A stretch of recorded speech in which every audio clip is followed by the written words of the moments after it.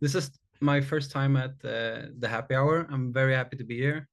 I'm quite nervous to be speaking, so please be easy on me. I'll do my absolute best to make this worthwhile. So yeah, as Chris said, I am an iOS developer now. I work at a place called Tibber, but 2 years ago, or a little over 1 year ago, I was working as a teacher, a primary school teacher. And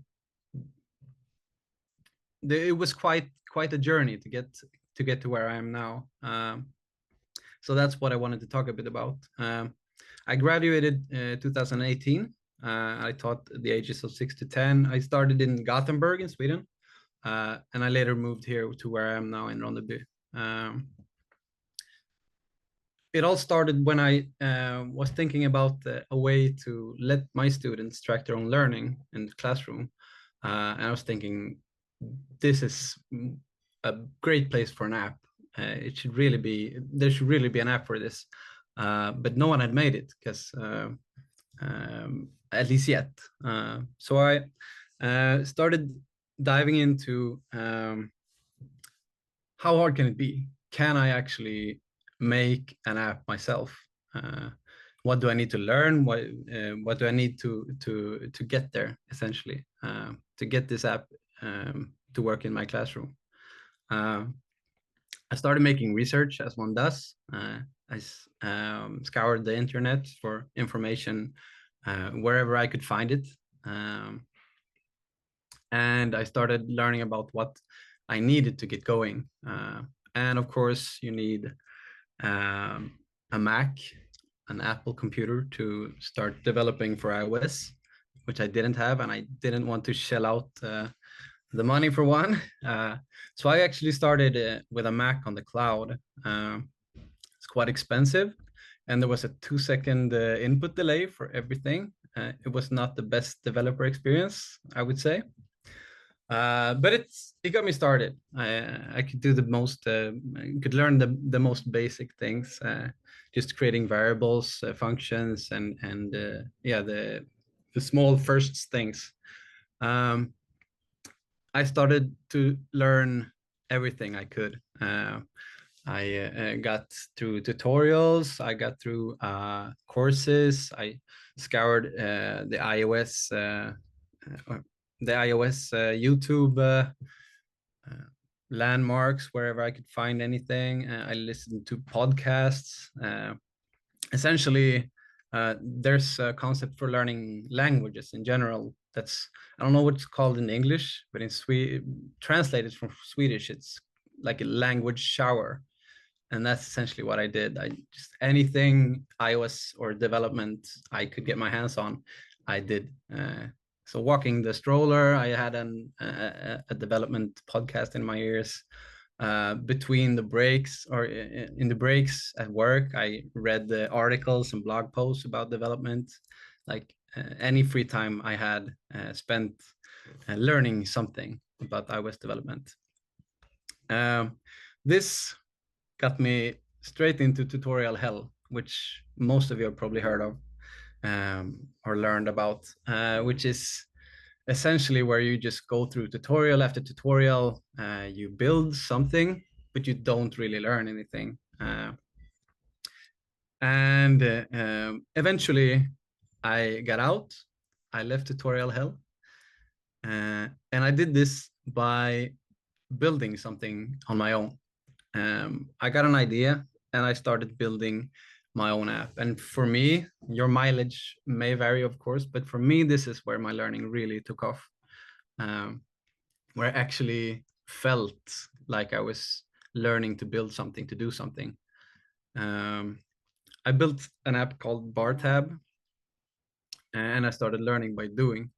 So I had an idea for an app that I could use and that some friends could use. And then I just learned part by part what I needed to make this work. So it was easier to stay on track. It was easier to stay motivated. I got to practice with breaking down problems into smaller parts. Like if I needed to get this feature out, get this feature working, I needed to learn X, Y, and Z first, and then I could focus on one part one by one. And it got this focused approach where, okay, I need to learn this little part of the API. I need to learn this little thing to get to the next step. So it was kind of like a step by step, but not tutorial, but something I built for myself, almost like a tutorial. Eventually, I finished the app, and it was time to launch on the App Store. And as most of you probably heard, there was some wrestling, as it's often is when you start to, or when you want to release your first app, at least on the App Store, maybe second, third, and fifth too. There's some wrestling with the app review team, but it got through after some time. And it was also a learning experience, super cool to get something actually out to users. And this is where the continuous learning started as well, because I got feedback from users. I got feedback, I got the wishes for new features. I started talking to users about how they used my app and what they wanted to improve, what they wanted to add. So I kind of got a list of things that I could add to the app. I always had something new to learn, to build a new feature. So I kept learning, I kept working on it, and I felt like I learned a lot. I felt like I spent a lot of time doing this, and most importantly, I love doing it. So I started thinking down the lines of, okay, why don't I get paid to do this? Shouldn't I do this full time? Shouldn't I do this all the time? If I like doing this so much, and I spend so much time doing it anyway, I might as well get paid to do it. So I tried to make that reality. I started applied everywhere. Anything that had iOS dev in it, I applied for.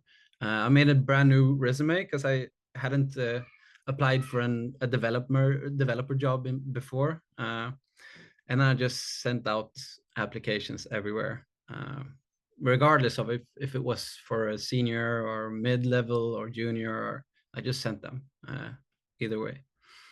There was a lot of no thanks, a lot of rejections, some interviews, a few take-home assignments, but most rejections. Took some time to learn how to deal with that and just not get too bummed out, but a learning experience, I guess, as well as the interviews themselves and the take-home assignments I saw as learning opportunities, because I felt like interviewing is like a skill in itself, and I felt like I got a bit better every time I'd finished an interview. I felt a bit more comfortable, a bit better about going to the next interview. And after 3 or 4 months, I finally got my foot in the door. I got a job offer from Tibber, and they said, "Yeah, in January, come work for us. Let's go, see where it goes."